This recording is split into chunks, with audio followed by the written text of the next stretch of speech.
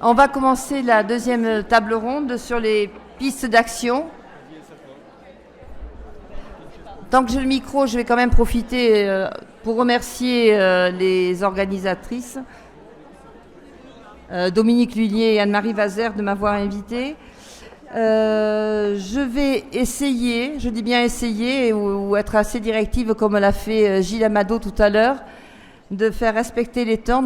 Cette table ronde est très attendue parce que les acteurs sont de grande qualité. Mais le revers de la médaille, c'est que comme ils sont nombreux, ils vont avoir peu de temps pour parler. C'est-à-dire qu'en gros, chaque intervenant, ça c'est pour vous, va avoir 5 à maximum 7 minutes d'intervention. Donc dans un premier temps, on va avoir une présentation de la recherche-action par l'équipe du CNAM et d'autres partenaires. On aura Virginie Athos, Anne-Marie Vazer, Dominique Lhuillier, Dominique Gèdre et Gilles Amado dans un premier temps. Excusez-moi, je n'ai pas donné votre fonction, mais vous pourrez le donner quand vous présenterez.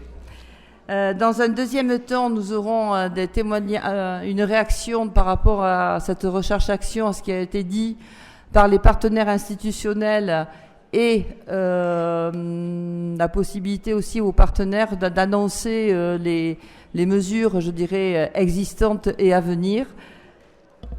Et enfin, on aura un débat s'il nous reste du temps, et puis bien sûr le déjeuner.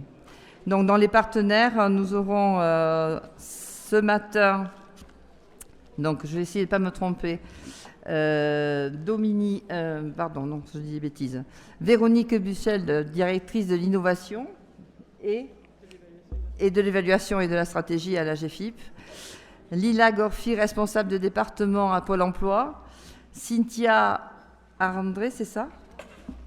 Arnaud excusez-moi, Cap emploi, vous êtes toute seule ou quelques-uns ?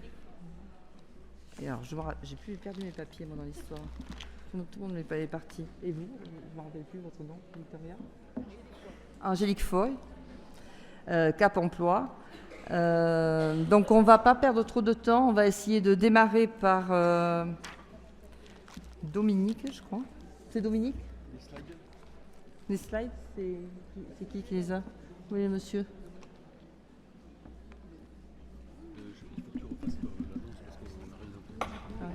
Je refais l'annonce pendant qu'on s'installe. Garcia Laurine, sa carte d'identité, si elle est là.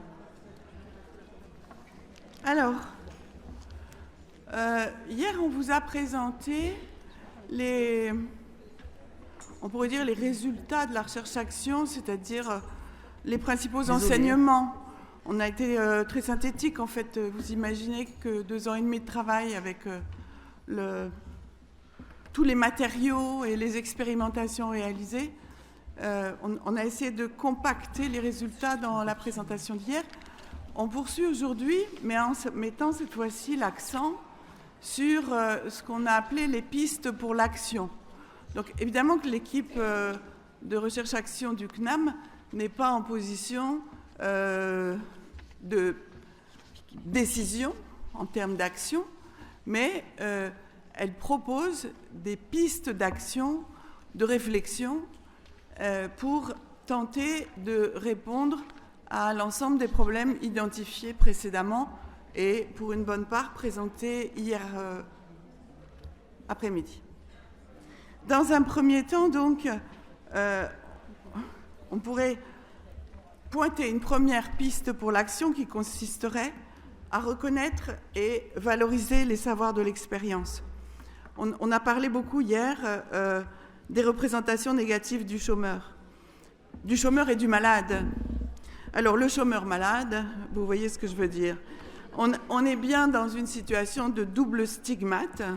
C'est valable aussi, d'ailleurs, pour les handicapés. Un double stigmate qui définit la personne par ses déficits, toujours. Perte de la santé, privation d'emploi, défaut d'employabilité, etc. Ce que condense une formule qui est véritablement problématique, extrêmement douloureuse, la formule de l'inaptitude. Dire à quelqu'un qu'il est inapte, il faut pouvoir s'approprier ce qualificatif, c'est vécu véritablement comme une disqualification qui réduit la personne à ses empêchements, avec donc du coup le déni des compétences acquises, y compris non seulement dans le travail, mais aussi dans le travail de santé, au travail et au chômage. Et un défaut de réflexion vraiment sur l'absence de réflexion sur la transférabilité de ces compétences. Bref, tout ça produit de l'enfermement, de la suspension temporelle, on en a parlé, de la honte, du repli et du silence. Du coup, la piste, qui est une piste centrale, je pense qu'elle était déjà sous-tendue hier dans beaucoup d'interventions, l'idée serait évidemment de voir comment est-ce qu'on peut sortir de l'approche par les vulnérabilités, les fragilités différentielles, pour aller vers la reconnaissance des capacités, des capabilités, afin de valoriser toutes les activités développées par les privés d'emploi. Ça peut être la réévaluation d'un projet professionnel, la construction de stratégies de recherche d'emploi, la mobilisation et l'entretien de soi, son énergie, sa motivation, le travail émotionnel intense qui est réalisé pour soutenir les épreuves des non-réponses, des refus de candidature, bref, tous ces apprentissages développés dans la vie au chômage et en quête d'emploi méritent enfin d'être connus, de valoriser. Reconnaître le travail de santé dans toutes ses dimensions et le rôle central de l'activité dans ce travail de santé. Je ne vais pas développer beaucoup, puisqu'on a déjà évoqué cette question du travail de santé hier.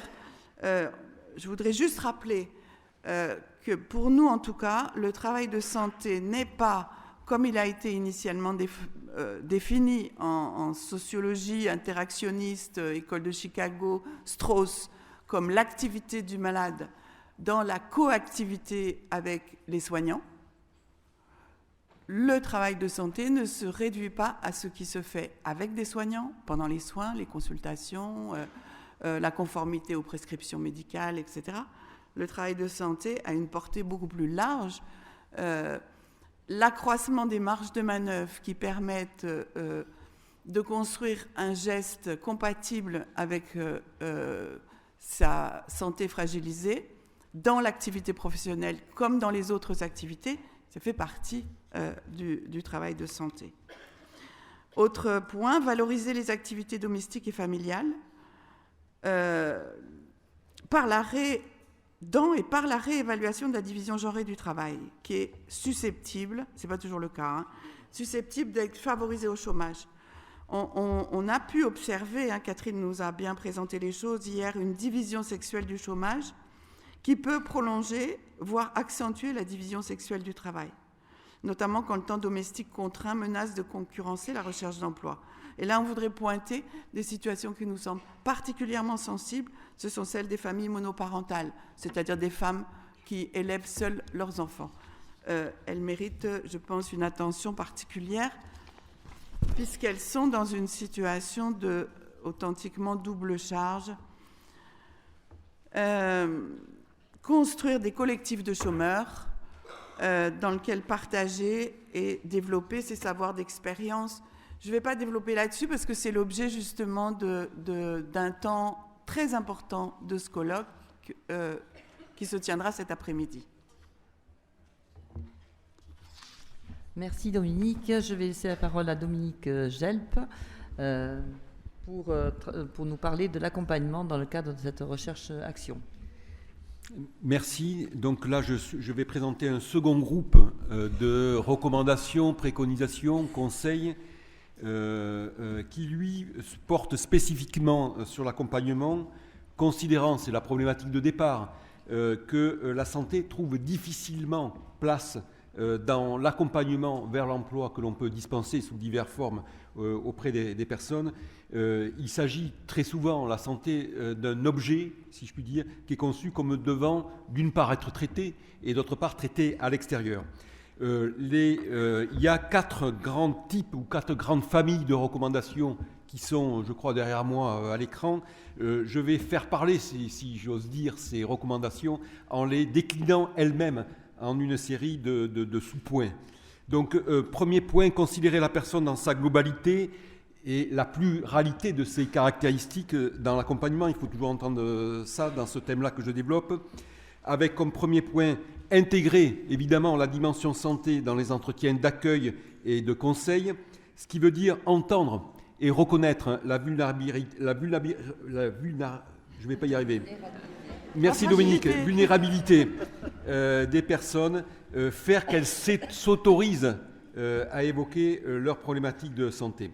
Deuxième conseil, toujours dans ce premier groupe, travailler sur les dimensions de la confiance et de l'estimation, viser à une restauration de l'estime de soi, car on sait que les problématiques de santé ne relèvent pas toujours ou pas seulement d'une problématique de soins, de traitement médical, mais également de la confiance que les personnes peuvent avoir dans leurs ressources, dans l'issue du travail de santé qu'elles mènent de facto et dans leur avenir. Troisième conseil, toujours dans cette première famille, prendre en compte l'anxiété associée à la reprise d'un travail chez les personnes ayant une problématique de santé. 4. Aider les personnes dans la recherche de métiers compatibles avec leur santé quand cette santé-là ne relève pas uniquement d'un problème de handicap. Comment on fait, puisque ce n'est pas, au sens des nomenclatures, un handicap, pour trouver, conseiller, aider des personnes à trouver un emploi qui soit compatible avec une fatigue chronique. 5. Prendre en compte les charges et contraintes familiales qui se cumulent. Des développements ont été effectués hier à ce sujet. Les charges et contraintes familiales qui se cumulent avec, entre guillemets, la gestion d'une problématique de santé. Et enfin, accompagner spécifiquement les personnes dans la préparation de leur candidature. Dois-je ou non, vais-je ou non parler de mes problèmes de santé ? Comment je vais en parler dans mes entretiens de recrutement ? Deuxième grande famille de préconisation, j'étais plutôt sur les contenus ou les dimensions sur lesquelles on travaillait avec les personnes précédemment. Là, je vais être plutôt sur les modalités, postures, attitudes du professionnel au sein de l'accompagnement. Avec un premier conseil, consacrer du temps à l'écoute, l'entretien n'étant pas un simple espace de recueil d'informations sur la situation des personnes et leurs caractéristiques. 2. Apporter un soutien émotionnel, adopter une posture bienveillante et positive dans l'acte même d'accompagnement et de réception, d'accueil et d'accompagnement des personnes. 3. Donner de la disponibilité aux personnes pour favoriser une vraie personnalisation de son accompagnement. 4. Développer des entretiens de groupe, on y reviendra cet après-midi, qui favorisent une stimulation, une meilleure compréhension par les personnes de leur situation et une aide mutuelle entre pairs. 5. Enfin, dans cette seconde famille de modalités, travailler l'accompagnement sur le temps long. Il y a le temps de l'écoute dans l'espace présent, ici et maintenant, de l'accompagnement, et puis il y a le temps long de l'accompagnement des personnes, propice à une restauration mentale, physique de la santé et une construction de nouveaux modèles de vie et de santé. Il me reste 2 minutes. Troisième famille d'accompagnement, mais justement, ça va aller en se réduisant, accroître par l'accompagnement la proximité des personnes aux environnements institutionnels. Ça commence par comment le faire dans l'acte même d'une rencontre avec les personnes, réduire les effets multiples de relégation de la dématérialisation. Deuxième conseil, sur un tout autre ordre, répondre à la défiance des usagers envers les institutions vécues comme déshumanisantes. J'ai envie de dire qu'elles le soient vécues comme cela, à tort ou à raison, il s'agit dans tous les cas d'y répondre. Quatrième famille de préconisation dans ce grand chapitre sur l'accompagnement, faciliter l'intégration dans l'entreprise via une intermédiation renforcée. On est moins là dans la transformation des entreprises, puisque je suis sur le thème de l'accompagnement, que dans le rôle que peuvent jouer les professionnels en lien avec les entreprises. 2 grands types de conseils dans cette quatrième famille de préconisation. Assurer une intermédiation avec les employeurs pour les sensibiliser aux trajectoires interrompues par des problématiques de santé. Que faire ? Comment un employeur va réagir à des trous dans un CV ? Déstigmatiser donc les CV déstigmatiser la question de la maladie. Il en a été question beaucoup tout à l'heure. Et enfin, j'en aurais terminé, assurer une intermédiation encore avec les employeurs pour les sensibiliser aux difficultés vécues lors d'une première période de reprise d'emploi chez les personnes suite à des problèmes de santé. Problèmes de fatigabilité, de traitements encore en cours qui peuvent engendrer des absences. Et donc jouer un rôle d'intermédiation pour sensibiliser les employeurs à cette question-là. Je vous remercie. C'était chronologique. Bravo. Maintenant, nous allons entendre Virginie Altos pour l'accès aux santé soins. Merci. Oui, donc moi je vais vous parler de l'accès et du recours aux soins. Et on a développé 4 grandes pistes d'action que je vais un petit peu décliner, expliciter là. Donc première piste, pour améliorer le recours aux soins et limiter le renoncement à ceux-ci, agir sur les inégalités sociales de santé et la prise en charge financière des soins. Alors le renoncement aux soins des chômeurs, il est décrit comme une tendance inquiétante dans le rapport d'une enquête menée par Solidarité Nouvelle face au chômage, rapport qui a été publié en 2021. Et en effet, au chômage, ça fait partie des constats aussi de la recherche-action, le montant des dépenses de santé ou le fait d'avoir à avancer des frais médicaux peuvent conduire à renoncer à se soigner. Donc dans ce cadre, il conviendrait d'améliorer la prise en charge financière des soins pour lutter contre ces inégalités sociales de santé. C'est pourquoi les participants de la recherche-action qu'on a pu rencontrer ont évoqué le fait de bénéficier d'un suivi systématique et gratuit de leur santé. Alors ce suivi il pourrait prendre la forme de bilans de santé qui sont spécifiques aux chômeurs, comme l'ont suggéré certains participants, ou d'une médecine préventive du chômage, comme Michel Debout, qui est intervenu hier, peut par exemple le préconiser. Deuxième grande piste, travailler sur la stigmatisation et les discriminations liées à l'état de santé et ou au statut de chômeur. Alors là, je vais plutôt me centrer sur les discriminations liées au statut de chômeur compte tenu du temps. Il s'avère que les patients en situation de précarité, de vulnérabilité économique sont encore fortement confrontés à des refus de soins discriminatoires et ou à des pratiques qui les stigmatisent et les mettent mal à l'aise quand ils rencontrent des professionnels de santé. Ce constat, il est fait par une étude du Défenseur des droits qui a été publiée en 2019, mais il est également partagé par certains des participants de la recherche-action qui a été menée par l'équipe du CNAM. Alors, on peut dire que peu importe le statut des patients, la continuité des soins, elle devrait être assurée et il s'agit là d'un axe de travail pour combattre de telles pratiques. Troisième grande piste, prendre en compte la santé psychique au chômage et en amont. Alors le chômage, on a pu le voir, peut s'accompagner d'une fragilisation psychique et les attentes des chômeurs qu'on a rencontrés, elles renvoient souvent à un besoin d'être écoutés, au-delà de la consultation médicale, au-delà de la prescription de médicaments. Mais toutefois, les consultations auprès des psychologues, elles ont souvent un coût, ce qui a été bien sûr souligné par les personnes qu'on a rencontrées. Et les dispositifs de remboursement des consultations, tels que par exemple Mon Psy, dont vous avez peut-être entendu parler, elles semblent encore peu connues ou à perfectionner.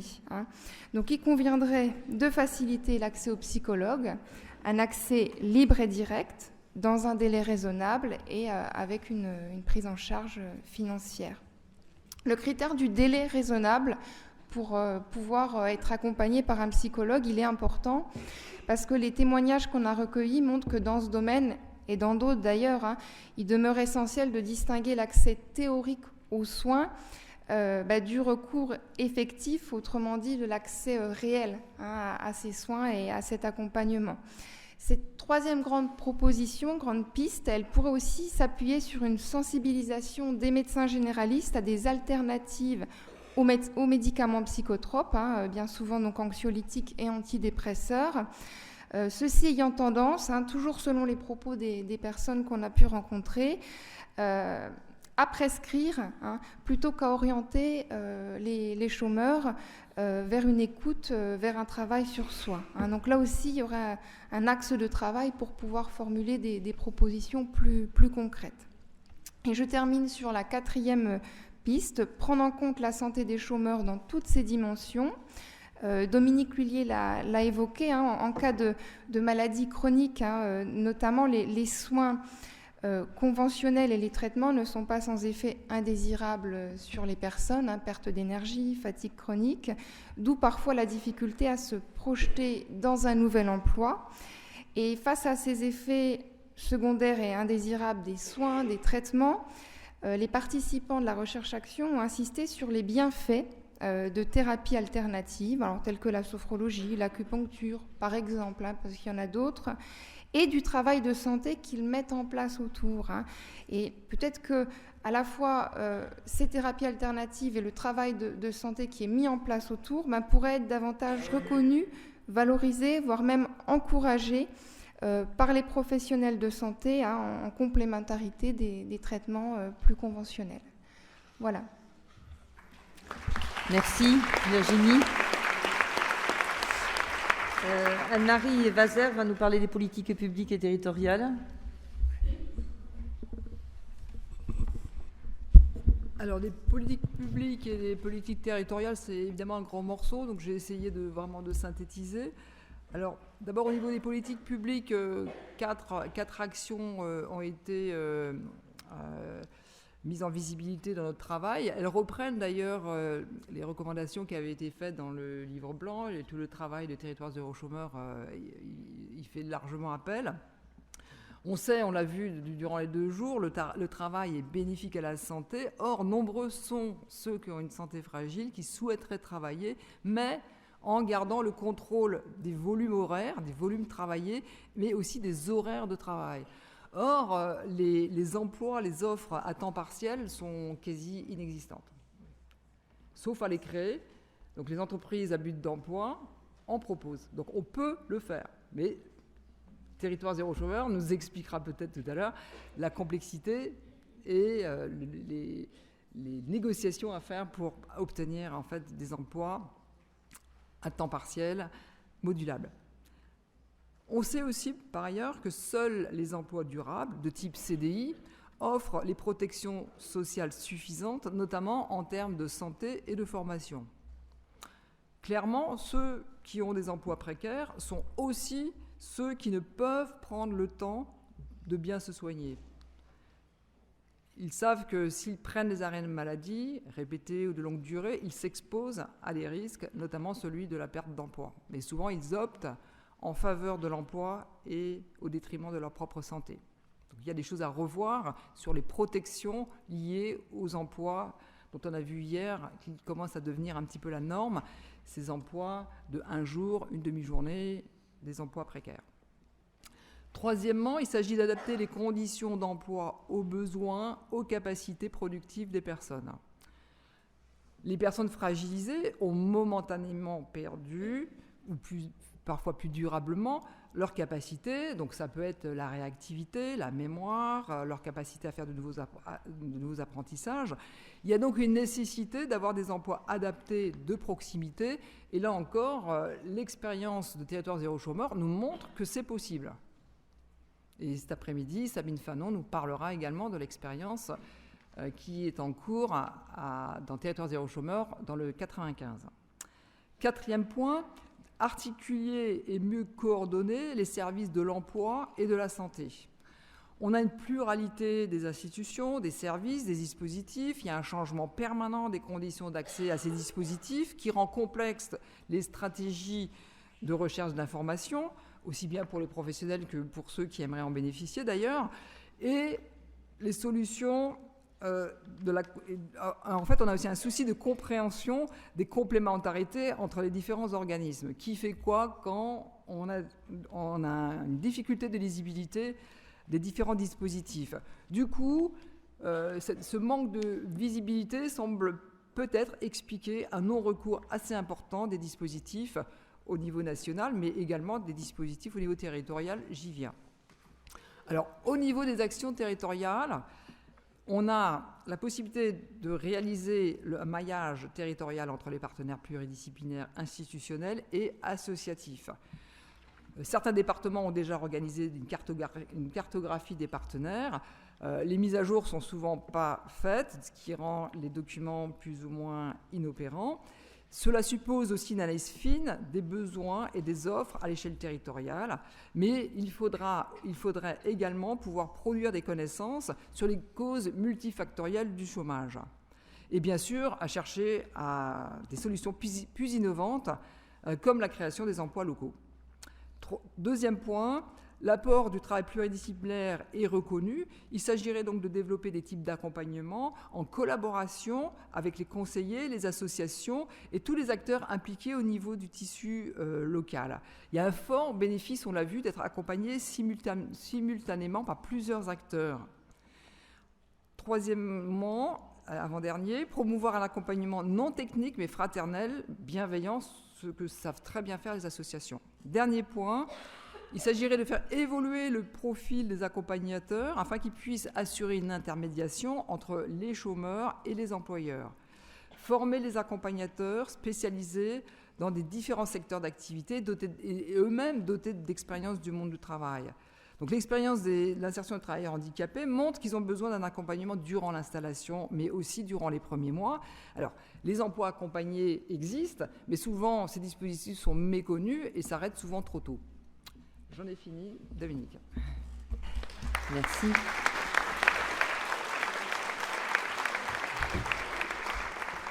On va redonner la parole à Dominique Lhuillier pour la partie entreprise de la recherche-action.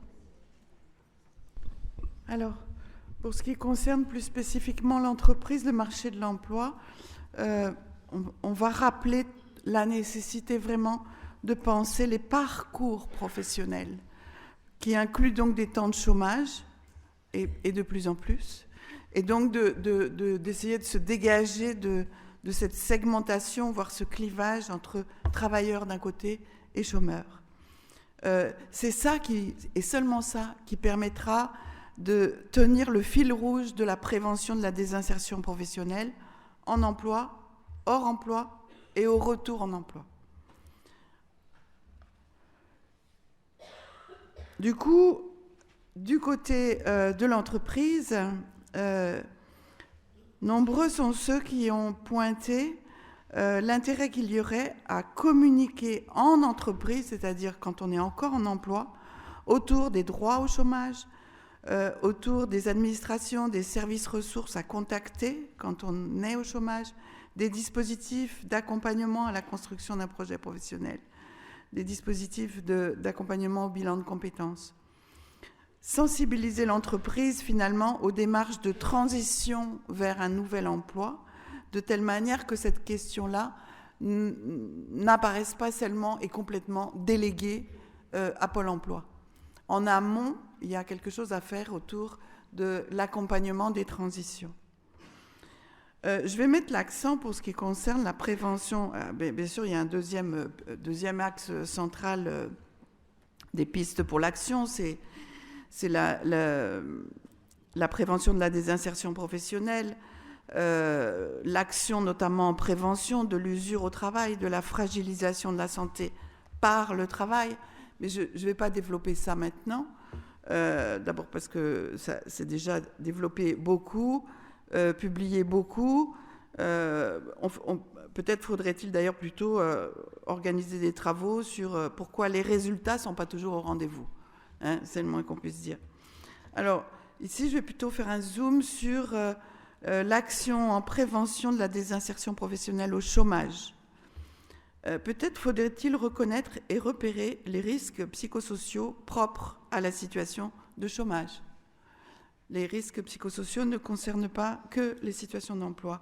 Ici, on pense à l'insécurité, l'isolement, la stigmatisation, les difficultés d'accès aux droits, la complexité des dispositifs de soins psychiques, des dispositifs d'accompagnement à l'insertion professionnelle, l'opacité des principes d'accès à ces dispositifs.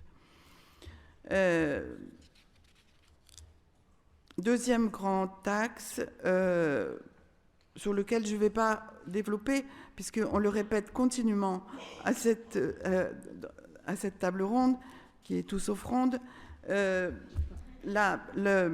la prise en compte de la personne dans sa globalité. Donc je rajouterai juste ici l'idée que peut-être on est habitué à penser catégorie d'âge. On parle des jeunes, on parle des NEET, on parle des seniors.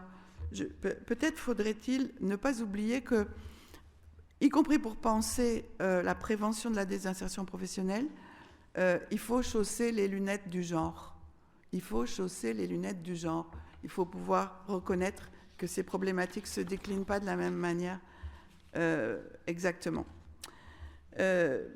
Troisième, quatrième, peu importe. Revoir les méthodes de recrutement. Alors là, revoir les méthodes de recrutement. Encourager les entreprises à répondre aux candidatures. Je cite, c'est ça qui est compliqué quand on cherche du travail, c'est un manque de retour. On a l'impression de postuler, mais dans le vide, pas de réponse, ou des noms. Du coup, on ne sait même pas pourquoi, on ne sait pas comment s'améliorer, on ne sait plus quoi faire en fait, on manque d'informations.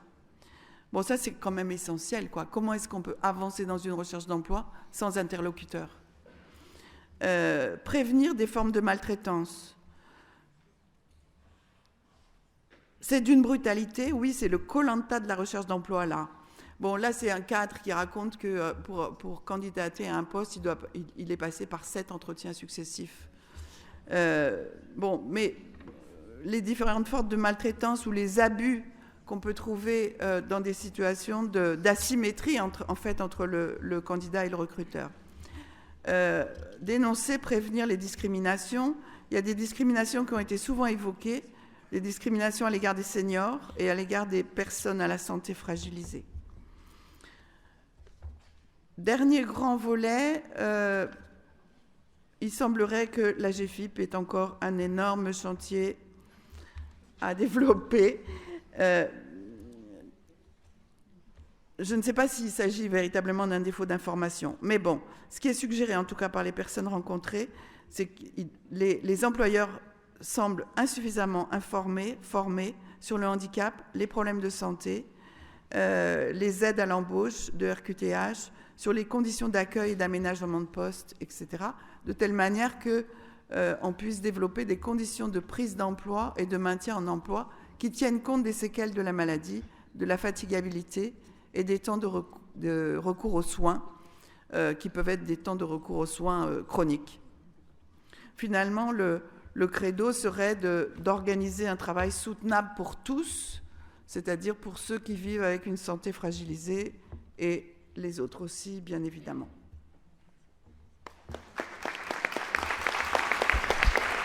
Merci. On va laisser Gilles clôturer la présentation de la recherche d'action et je vais avoir le bonheur de peut-être venger Noël. Bien, alors cette vengeance me paraît redoutable. Je vais donc essayer de me cadrer. Alors, je rappelle que les substances psychoactives sont à la fois des ressources et des handicaps et qu'il faut sortir de la formule conduits addictifs pour préférer l'utilisation de produits. Mais je vais développer quelques pistes autour de 3 axes. Un, auprès des très jeunes, ensuite pour tous les chômeurs et aussi au sein des institutions. Alors je rappelle pour les consommateurs très jeunes que, en effet, le chômage est lié à la prise de produits très précoces. Donc, organiser des débats autour des dangers de l'addiction paraît important, mais beaucoup plus que simplement donner des informations. On sait bien que c'est les débats, Kurt Lewin l'avait montré en son temps, qui permet des changements d'attitude. Alors, plutôt que de donner la leçon, faire la leçon, il faut organiser des débats avec les jeunes autour des dangers de l'addiction, mais pas uniquement des dangers, voir un peu ce qu'ils prennent, etc. Donc le débat en lui-même pourrait avoir un effet de modification de ces pratiques. Il faut aussi c'est donc au sein des écoles, je dirais, écoles secondaires, il faut identifier les jeunes qui sont en souffrance grâce, je dirais, aux conseillers d'orientation, aux infirmières, aux assistantes sociales, aux psychologues scolaires. Alors, Les identifier ne veut pas dire les stigmatiser, il y a toujours un risque dans ces histoires-là. Comment les repérer et ensuite regarder ce qui se passe éventuellement avec les familles et tout ça. Donc essayer de sentir si des jeunes sont aux prises avec ces substances-là et interroger ce personnel-là et de façon bienveillante. Faire très attention effectivement à ce que ce personnel-là soit formé à repérer, anticiper et s'occuper de façon bienveillante. Pour tous les chômeurs, évidemment, il faut repérer l'appui éventuel de l'entourage familial, des amis et des tuteurs de résilience. On sait que ces personnes-là, qui existent pour tout le monde, sont plus ou moins pour tout le monde, justement, sont très très importants. Il faut renforcer aussi les informations sur les centres d'addictologie. On peut penser au centre de Marmottan, par exemple. Pourquoi ? Parce que ce centre-là associe finalement les thérapies avec une réflexion sur les conditions de travail et font une action auprès des organisations pour qu'ils facilitent finalement l'insertion des personnes toxicomanes. Faciliter bien sûr pour tous les chômeurs la rencontre avec d'anciens chômeurs toxicomanes, si possible sous la forme de groupes d'échange. C'est la pérédance effectivement dont on parlera je crois cet après-midi. Une petite anecdote, ne pas négliger le rôle des animaux de compagnie. Ça a été évoqué par plusieurs personnes au chômage et on sait que ça n'est pas négligeable. Évidemment, ce ne sont pas des soins définitifs, mais il y a quelque chose à faire de ce point de vue-là. Alors, au sein des institutions maintenant, je parle sous le contrôle de Dominique Gelp, on dit lever le tabou sur l'usage de produits, à Pôle emploi en particulier, car il semble qu'il y a eu beaucoup de pudeur sur le fait d'aborder cette question de l'usage des produits. On ne sait pas trop comment s'y prendre, et ça vient souvent dans le cours de la discussion. Bon, je crois qu'il y a des améliorations là-dessus, mais pourquoi ne pas poser la question d'une façon ou d'une autre sur cet usage ? Ensuite, il faut informer bien sûr sur le recours aux soins au sein de toutes les institutions, mais je dis mettre en place des systèmes d'alerte et de soutien protégés. Alors, protéger est le mot important ici, parce que si on essaye de repérer les personnes qui sont aux prises avec des substances psychoactives, les dégâts peuvent être considérables. Je ne sais pas exactement ce que veut dire protéger. Je l'ai indiqué là, je sais qu'il faut y faire très attention. Et je dis, un peu de créativité nous permettrait d'imaginer ou de repérer ce qui a été fait dans certaines organisations pour qu'on puisse faire attention à ces personnes-là et s'en occuper. Mais s'en occuper ne veut pas dire aussi qu'on s'occupe uniquement de ces personnes. On va s'occuper des sources, des causes. Ces personnes-là sont peut-être le symptôme d'un dysfonctionnement dans un service ou dans l'organisation, bien entendu. Donc il faut aussi informer les hiérarchies sur le coût psychique, social et économique du mal-être au travail. Je ne sais pas si les entreprises sont bien informées là-dessus. Des fois, on peut les prendre comme ça par le côté économique. Ça les excite beaucoup. Et si on leur montre ce que ça peut coûter, des fois, ils peuvent s'intéresser aux individus, qui sont aussi des personnes. Ça, c'est pas toujours facile à comprendre. De ce point de vue-là, étant donné que les responsables des entreprises, des grosses entreprises, viennent le plus souvent des grandes écoles, que ce soit l'ENA, l'IX, HEC, etc., je suis bien placé pour en parler, il est très difficile de comprendre pourquoi le travail ne figure pas comme enseignement. Donc je dis développer les enseignements de clinique du travail au sein des grandes écoles pour être très utile. Il y a, à mon avis, même dans les livres de management, si vous êtes capable de trouver un chapitre sur le travail, vous m'écrivez, ça m'intéresse de connaître. C'est pathétique. Je dis aussi donc renforcer les liens entre les DRH, les managers, les médecins du travail et le CSE. Je sais bien, Noël Lannes nous l'a dit, il n'y a plus de médecins du travail. Moi, j'y crois encore. Je pense que c'est important. Alors, c'est ce lien-là entre le DRH, manager, médecin du travail et le CSE, à mon avis, de façon concertée, de débattre de ces questions ensemble, qu'on peut arriver à repérer, enfin, savoir qu'il y a des problèmes d'addiction, savoir d'où ça vient, se pencher sur les sources de tout ça et en faire quelque chose. Créer des environnements de travail facilitants, évidemment, on peut toujours le dire, mais je crois que Pascal Levet l'a évoqué ce matin en disant qu'il fallait sécuriser la flexibilité et faire des initiatives concertées. Bien entendu, il y a des expériences qui existent, elle l'a montré aussi, on les connaît. pour faire en sorte que pour ces personnes-là qui sont en difficulté, une fois qu'elles ont été identifiées, le management et les DRH organisent quelque chose qui facilite soit leur réinsertion, soit une prise en charge relative. Je dis aussi de mettre en place des enquêtes anonymisées sur les conditions de travail. Il ne s'agit pas de signer l'enquête, mais étant donné que les addictions viennent souvent des conditions de travail tragiques, malfaisantes, il faut savoir. Donc il faut des enquêtes anonymisées, c'est-à-dire que vous avez le droit de dire... et puis, qui s'en occupe? Des DRH un peu éclairés, qui ne sont pas stigmatisantes, à ce moment-là, peuvent reprendre ça et jouer un rôle de consultant interne. C'est l'autre aspect. Pourquoi les DRH ont-ils perdu leur fonction de consultant interne qu'ils avaient dans les années 70? Aujourd'hui, c'est purement et simplement des agents de la direction, et on ne peut pas dire que leur rôle soit toujours à ce niveau. Bon, je généralise un peu. Bien sûr, il y a des DRH formidables qui font de belles choses. Mais quand même, il ferait de meilleures choses s'ils acceptaient de se battre, tous les DRH entre eux, pour dire on veut être aussi des consultants internes, c'est-à-dire pas nécessairement le doigt sur la couture des pantalons des dirigeants. Limiter le travail. Limiter le télétravail. Tu n'avais pas fini, Gilles? Pardon? Non, ouais, mais... C'est une revanche qui n'est pas très élégante, je dirais. Bien, mais qui est acceptable. Je termine, parce qu'il y a une chose intéressante sur le télétravail, c'est quand même qu'il augmente la consommation de tabac, d'alcool et de cannabis et de médicaments chez 41% des salariés et 47% des managers, selon l'enquête Odoxa. Quand même, il y a intérêt à le savoir, parce qu'on idéalise un peu le télétravail. Il y a à boire et à manger, il faut bien réfléchir à ça. Enfin, évidemment, développer les groupes d'analyse de la pratique, c'est-à-dire la réflexion sur le travail à l'intérieur ou à l'extérieur des organisations. Je vous remercie.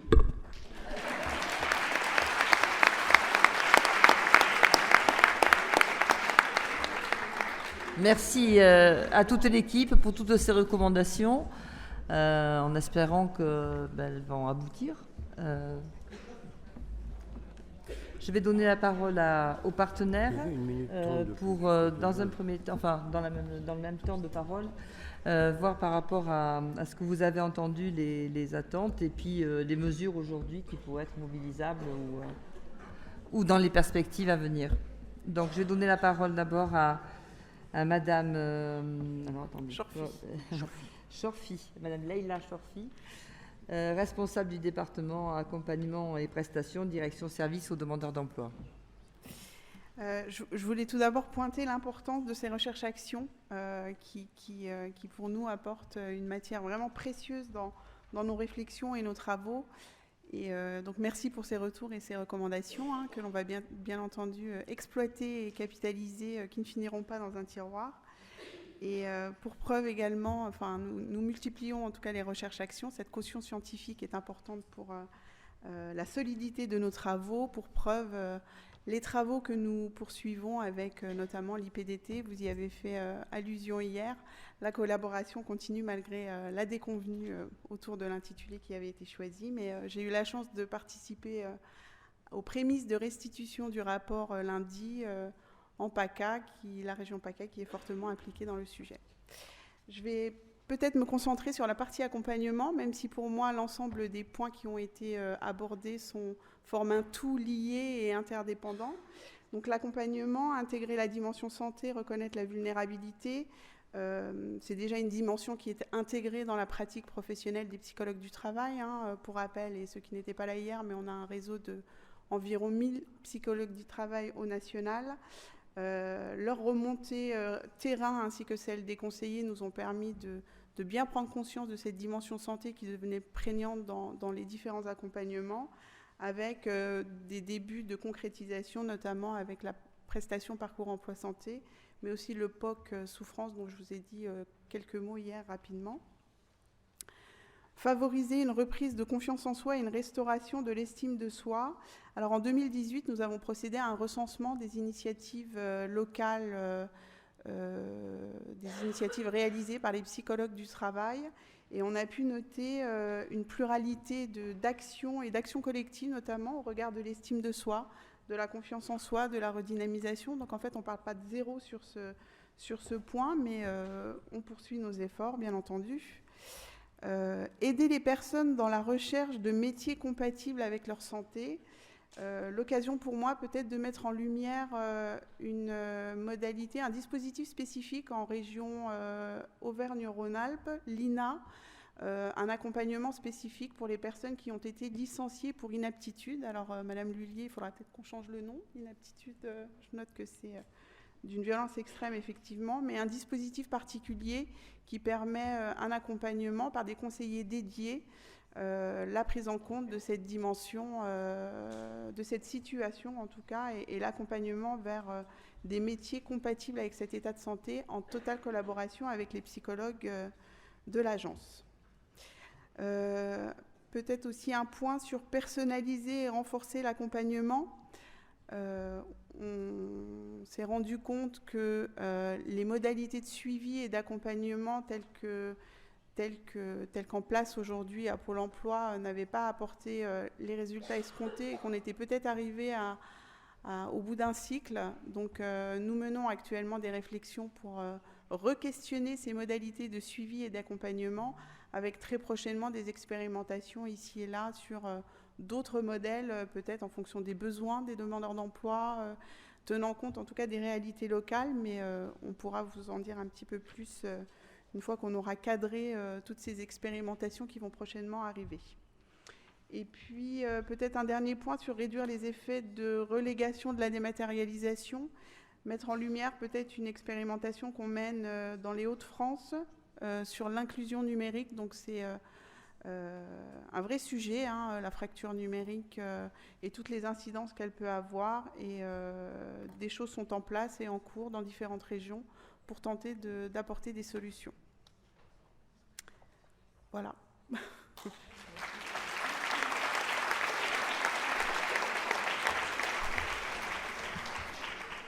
Nous allons avoir le témoignage de Victoria Basurto, responsable du pôle recherche et évaluation. Merci beaucoup. Bonjour à toutes et tous. Compte tenu du temps, je vais être bref. Si vous avez des questions, je suis à votre disposition pour échanger à tout moment, en dehors de cet espace-là. Commencer donc par parler d'où je viens, de l'Association nationale territoire sur le chômeur de longue durée, qui a aussi identifié cette question de la santé et de l'accompagnement comme un point clé en fait de son travail. Dans ces sens, il y a un travail qui a été mis en place l'année dernière avec plusieurs associations, dont SNC, Force Femmes et la Cravate Solidaire, autour d'une enquête santé. Donc je vous invite à la consulter, elle est sur le site internet Territoire sur le chômeur ou SNC. C'est une enquête santé que je me permets de citer ici avec une autre démarche qui n'était pas centrée sur la santé, mais qui a fait ressortir beaucoup des constats qui rejoignent en fait la recherche-action aujourd'hui, qui est celle des paroles de chômeurs. Là, on était un collectif d'associations, de plus d'une vingtaine d'associations, et nous avons donc réalisé pareil des enquêtes pour parler. Donc vous voyez, il y a 2 mots-clés ici aujourd'hui, 3 je dirais. Le fait de parler, l'espace nécessaire pour laisser les gens s'exprimer sur leurs besoins, travailler avec eux au lieu de travailler sur eux, et aussi la question de santé, du travail et du chômage. Donc voilà pourquoi je me permets de vous citer ces 2 études. Voilà, donc à partir de là, nous partageons donc 3 constats. Le premier, que le besoin de travailler et de faire connaître ce que traversent les personnes en privation d'emploi en matière de santé, mais pas que, est nécessaire. Plusieurs démarches dans ces sens. Les 2 qu'on vient de vous citer sont mises en place et d'autres qui continuent, notamment les travaux qui ont été réalisés dans le cadre de cette recherche-action dans les territoires de Bouffémont et Moiselle. Et donc, l'équipe et Sabine Fanon, qui fait partie de l'entreprise à but d'emploi de BAM, pourra vous donner les détails cet après-midi à 14h. D'autres recherches aussi au sein de projets, comme ça a été le cas à Villeurbanne, où il y a eu recherche qui s'était mise en place, qui a duré 6 mois pour enquêter en fait sur les questions de santé des salariés des entreprises à but d'emploi, ou encore des groupes de travail qui se constituent dans les nouveaux territoires, à savoir le Blône à Rennes, mais ça c'est des exemples parmi tous les territoires qu'il y a, sur la question de la qualité de vie au travail. Vous voyez, c'est des réflexions qui sont en cours et dont on voit le besoin de mobiliser au niveau local pour qu'on réfléchisse à la manière comment on fait évoluer ce projet au mieux pour les personnes qui sont privées durablement d'emploi. Le deuxième constat, c'est qu'ils, elles, ont ce qu'ils ont dit et rejoint donc les préconisations ici, à savoir le besoin d'un accompagnement, d'une écoute plus humaine, de l'importance du changement de regard, puisqu'on a bien constaté le dégât que ça peut faire, même une fois les entreprises à bout d'emploi créées sur les territoires, où on parle des entreprises des chômeurs. Du coup, jamais, ou en tout cas au début, on a vu que ce regard a changé, au moins pendant les 2-3 ans. Ça reste encore à étudier. Mais aujourd'hui, il y a des territoires où ça y est, l'entreprise à but d'emploi, c'est plus l'entreprise des chômeurs-chômeuses, c'est la première entreprise de territoire. Donc là, voilà, on a un regard complètement différent sur ce qu'elle produit au niveau territorial, sur ce qu'elle produit aussi au niveau des interactions entre les partenaires locaux, etc. Le troisième constat, donc, quelle collaboration institutionnelle, les alliances recherche-action, et le travail inter-association est très important. Pourquoi ? Parce que je pense que ça a été suffisamment éclairé hier. Il y a beaucoup d'initiatives qui sont superbes, qui fonctionnent. Donc, à quoi bon de continuer à multiplier les millefeuilles de l'existant ? Pourquoi pas ? On ne travaille pas ensemble. Créons 2 ponts entre les uns et les autres. Et dans ce sens, l'intérêt qu'a vu Territoire zéro chômeur, déjà de par sa propre démarche de construction par le comité local pour l'emploi, qui regroupe tout le monde, les personnes privées durablement d'emploi, les premières intéressées, Pôle emploi, avec qui on a un partenariat pas seulement national mais aussi territorial. Il y a une boîte à outils qui a été construite en commune pour faire de la sensibilisation auprès des agents, des pôles emploi, mais aussi de chefs de projet au niveau des territoires. Je ne dis pas que tout est tout beau et tout est parfait et que ça marche à merveille. Hein. Enfin, il y a toujours des difficultés, on ne va pas se les cacher, mais ça montre que si on ne l'essaye pas, eh ben, on n'a rien. Donc, malgré les difficultés, il faut y aller, il faut convaincre, il faut donc continuer à alimenter ce partage. Donc, un premier partenariat très fort donc, avec Pôle emploi, deuxième partenariat aussi très fort, très important avec la GFIP, ici présente, l'APF également, qui permet dans la durée et qui a permis dès le départ de l'expérimentation, imaginer en commun, co-construire, puisqu'il y a un comité de pilotage qui réfléchit à la manière comment on fait évoluer ces partenariats au niveau local, à la question de l'inclusion. Mais est-ce que l'inclusion, elle s'adresse uniquement quand on parle d'inclusion à des personnes en situation de handicap, ou est-ce qu'on imagine que la question de l'inclusion, elle va au-delà? Et si elle va au-delà, qu'est-ce qu'on fait, comment on aménage, et comment on facilite, non seulement via le financement et l'accès aux droits communs, mais aussi, de par les actions concrètes, l'arrivée, l'accompagnement et le conseil nécessaires pour les entreprises à but d'emploi, pour les territoires quand ils voient arriver les personnes qui ont besoin d'un accompagnement de ce genre. Dans ce même sens, un chantier en interne qui a été initié en 2020 et terminé en 2021, qui était celui du chantier des managements inclusifs. Donc, comment qu'on fait, vu le constat que par ailleurs, dans l'ensemble des entreprises à but d'emploi que nous savons jusqu'à aujourd'hui, il y a une forte présence de personnes en situation de handicap. On est à plus de 23, 24, 25%, voire 40% en fonction des entreprises. Voilà, donc il y a un besoin d'imaginer concrètement comment on va faire. Et donc il y a un chantier en interne qui a été fait avec les directeurs des entreprises à but d'emploi pour imaginer ces référentiels managériales dont vous avez aussi sur le site du fonds d'expérimentation, il me reste 2 minutes, les éléments. Ceci dit, et je veux bien insister sur le fait qu'on ait une expérimentation et que tant au niveau territorial, on expérimente, mais aussi au niveau national, on s'expérimente. Donc on s'est construit, on s'est reconstruit tous les jours. On n'a pas toutes les réponses, mais on essaye. Et on s'était rendu compte qu'il n'y a que par les biais de la collaboration, la coopération et la co-construction qu'on arrive tout de même à nos objectifs. Et ça me permet de terminer avec peut-être ma présence aujourd'hui, qui n'est pas que en lien avec le résultat de notre projet, mais aussi avec les perspectives qui sont celles de qu'est-ce qu'on fait et comment on continue à développer la réflexion sur la question de l'emploi, le travail et la santé.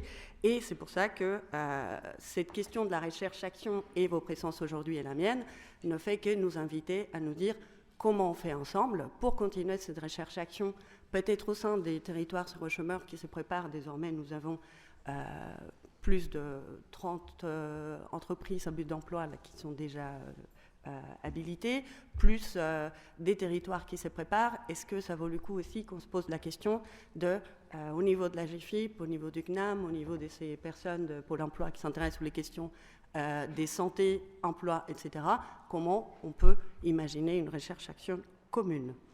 Et je m'arrête là. Merci beaucoup. Merci. Merci.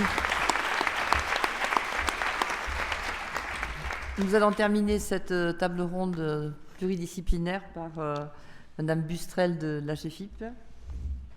Merci beaucoup Dominique. Merci à toutes et tous et merci aussi et surtout à Dominique Lullier et Anne-Marie Vazer qui ont conduit l'ensemble de ces travaux et aux équipes du CRTD et du LIS parce que j'ai appris beaucoup de choses. Je vous remercie beaucoup parce que vraiment j'ai passé déjà au moins une journée et demie et je ne doute pas que l'après-midi sera aussi passionnante, vraiment très intéressante et avec des informations dans un premier temps qui permettent de construire la réflexion et surtout des propositions que je trouve extrêmement intéressantes, notamment dans le contexte que nous connaissons, avec en particulier devant nous quelques réformes qui vont très certainement réenvisager et revisiter la façon dont les territoires aussi considèrent et modélisent, on va dire, les accompagnements et les accompagnements de demain. Donc c'est à ce titre que je trouve très très significatif la contribution du CNAM et des partenaires associés. Je remercie en particulier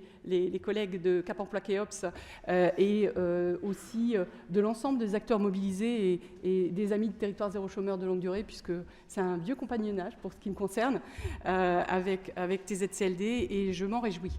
Je voulais également pointer 3 ou 4 choses. Première chose, je voudrais revenir peut-être sur des éléments un peu structurants de nos réflexions. Structurants de nos réflexions qui ont été apportés hier par François Martinez notamment, mais que je voulais remettre un peu en perspective. On a aujourd'hui 12 millions de personnes qui sont en situation de handicap temporaire ou durable en France. 12 millions. Donc ça permet de réfléchir sur finalement les situations auxquelles on est confronté à un moment donné dans notre vie ou plus durablement dans nos vies. Deuxième chose, dire qu'un rapport de l'IGAS, il y a quelques années, disait et soulignait que 1 à 2 millions de personnes sont à risque de perte d'emploi du fait de maladies chroniques. Et c'est donc un sujet à traiter par nous toutes et nous tous pour éviter évidemment que des pertes d'emploi se concrétisent par une désinsertion professionnelle plus ou moins durable, avec les conséquences dont on a entendu parler sur la construction et la reconstruction des personnes concernées. Souligner aussi qu'il y a 1 million de personnes en situation de handicap qui travaillent, donc le travail en étant en situation de handicap, c'est possible. Et comme je soulignais précédemment, également quand on a une maladie chronique. Et donc ça montre que finalement, le thème de la journée, tous concernés, tous ensemble, voilà, on est vraiment tous à la manœuvre. Tous à la manœuvre pour faire en sorte que finalement on puisse vivre en santé, au travail et au chômage. Et ça, je trouve que c'est vraiment un fondement très important à rappeler à ce stade de nos échanges, parce qu'on peut vite perdre le fil et se dire finalement ça concerne un tel, une situation, etc. Non, ça nous concerne tous et tous globalement.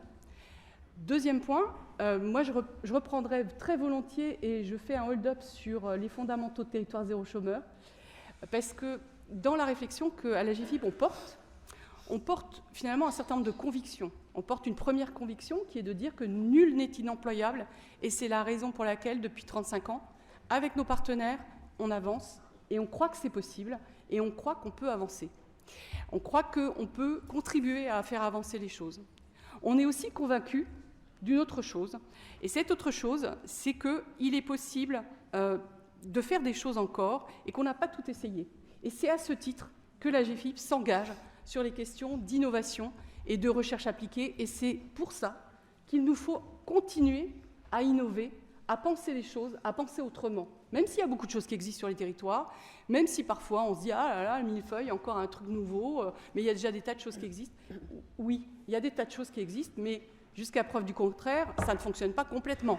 Sinon, on ne serait pas dans la situation dans laquelle on est. Donc il faut continuer à chercher, continuer à éprouver, faire des POC, comme vous l'expliquiez tout à l'heure, des expériences, pour montrer que finalement, on a aussi d'autres ressources, d'autres actions à proposer. Et toutes ces expérimentations, pour nous, elles visent un certain nombre de choses. Elles visent d'une part à faire évoluer les représentations, on en a parlé hier avec François Martinez, mais aussi dans les échanges, dans les témoignages qui ont été portés. Moi, je tenais à souligner, j'étais très touchée hier par les témoignages des collègues de Pôle emploi. Il y avait 3 personnes, je ne sais pas où elles sont, je crois qu'il y a des personnes par là. C'était vraiment très, très intéressant. J'ai trouvé vraiment à la fois les collègues de Nouvelle-Aquitaine, je crois, et les collègues d'Île-de-France, qui étaient vraiment, moi je trouvais ça très, très intéressant, parce qu'on voit bien le vécu traduit, ou que vous traduisiez également, mesdames. Et ces vécus traduits doivent nous amener à reconsidérer aussi un certain nombre de pratiques et de modalités organisationnelles. Et c'est à ce titre que nous, à GFIP, on vient investir dans l'innovation, dans la recherche appliquée, et on a des programmes qui sont très robustes maintenant. On a aujourd'hui une dizaine de recherches appliquées qui sont en cours. Vous l'avez vu, et j'étais très contente et relativement fière des travaux qui sont menés par l'ensemble de ces équipes, parce que nous, tout seuls, on ne saurait pas faire. C'est grâce à l'intelligence collective, grâce aux recherches académiques, grâce aux acteurs de terrain, qu'on arrive à innover et à apporter des nouveaux regards, et peut-être aussi réaffirmer un certain nombre de choses. Et puis, on a aussi aujourd'hui près de 70 actions expérimentales qui sont conduites sur l'ensemble du territoire national, et qui concernent tous ces bouts de chaîne dont on a parlé. L'insertion professionnelle, le retour à l'emploi, le maintien dans l'emploi, l'accès à l'emploi d'un certain nombre de personnes très éloignées. Et donc, c'est quand on réfléchit à ce nul n'est inemployable, comment on réfléchit à la façon dont on modélise les choses, qu'on peut se dire qu'on va à la fois aller chercher des parcours un peu plus complexes que d'autres, et tenter finalement de ramener ces situations vers finalement un travail comme tout le monde, comme on aurait tous envie de le vivre, et en qualité. Et ça, c'est très très important, de rechercher la qualité de vie au travail et la santé au travail, ou le travail en santé. Et là, moi, je trouve qu'on a aujourd'hui plusieurs leviers pour avancer ensemble. Moi, je prends bonne note des 6 ou 7 axes. Alors peut-être, il y en a un qui est un peu plus compliqué pour nous à gérer, mais en tout cas, on en a au moins 6 qui sont extrêmement intéressants, qu'on va faire remonter évidemment dans notre organisation, auprès de nos administrateurs, remonter également auprès des ministères qui sont concernés, parce que je pense qu'un certain nombre de ces réflexions, dans le moment que nous connaissons, dans cette période très particulière, doit forcément faire réfléchir et irriguer les réflexions politiques et des acteurs institutionnels. Dans le travail, et tout à l'heure Pascal Levé l'évoquait, faire remonter aussi ces sujets-là de manière politique et institutionnelle pour faire bouger les règles, parce que Pascal, tout à l'heure, il y a une personne qui a posé la question, c'est peut-être un peu borderline du point de vue réglementaire. Ben oui, parce que c'est dans l'innovation qu'on va aller chercher. Alors parfois, on est un peu dans les hors règles, hors normes, on va dire. Ben, c'est dans cet entre-deux qu'on va aller chercher des nouvelles modalités. Donc, moi, je crois très profondément qu'avec nos travaux, vos actions, vos réflexions, et puis les engagements de territoire, on arrivera demain à faire évoluer la situation pour que les personnes qui sont aujourd'hui en souffrance au chômage ou en souffrance au travail, soient demain dans une vie au travail ou dans une période entre deux, intermédiaire, qui ne sera pas du travail. Alors, parce que j'ai appris plein de choses, hein, les personnes privées d'emploi, les personnes sans emploi, les travailleurs, enfin bref, toutes ces personnes qui ont envie de travailler et qui ont envie d'être des acteurs de la société, puissent être accompagnés dans les meilleures conditions possibles pour qu'elles puissent bien travailler et bien retrouver un emploi. Donc voilà moi ce que je voulais dire. Et en tout cas, je suis très enthousiaste, j'espère que vous le constatez. Et j'ai envie, et je vous remercie beaucoup pour ces travaux et on va en tenir compte bien évidemment.